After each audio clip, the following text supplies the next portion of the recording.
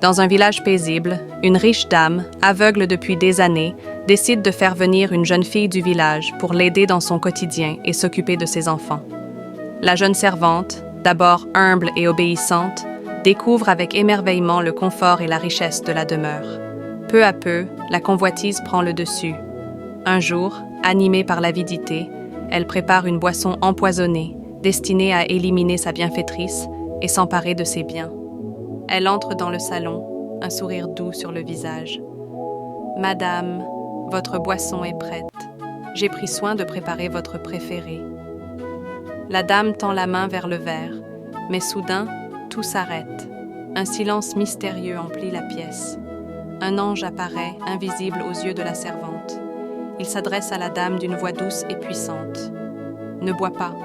Dieu t'accorde un miracle en cet instant. » L'esprit de la dame est tiré hors de son corps. Elle se voit, assise, fragile, et pourtant à présent elle voit clairement. L'ange lui montre la vérité, la trahison, le danger. Quand l'esprit réintègre son corps, ses yeux s'ouvrent, et elle voit. « Merci Seigneur. » Elle dissimule son émotion et reprend son rôle.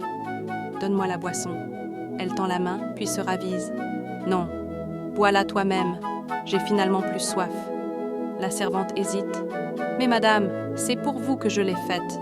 Je peux aller vous en chercher une autre si vous préférez. »« Non, bois celle-là. » Paniquée mais pensant toujours que sa maîtresse est aveugle, la jeune fille mime le geste, portant le verre à ses lèvres sans boire. Elle sourit faussement. « C'est délicieux.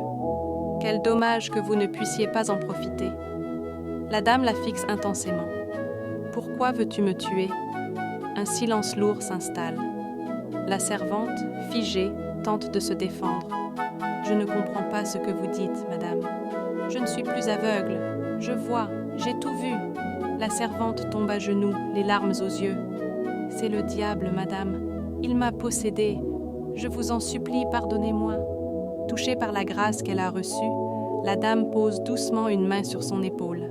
« Je te pardonne. Mais tu ne peux plus rester ici. Retourne au village. Que Dieu te donne la force de changer. » La servante refuse d'abord de partir, mais devant la fermeté douce de la dame, elle s'éloigne en pleurs, laissant derrière elle ce qu'elle n'aurait jamais dû convoiter.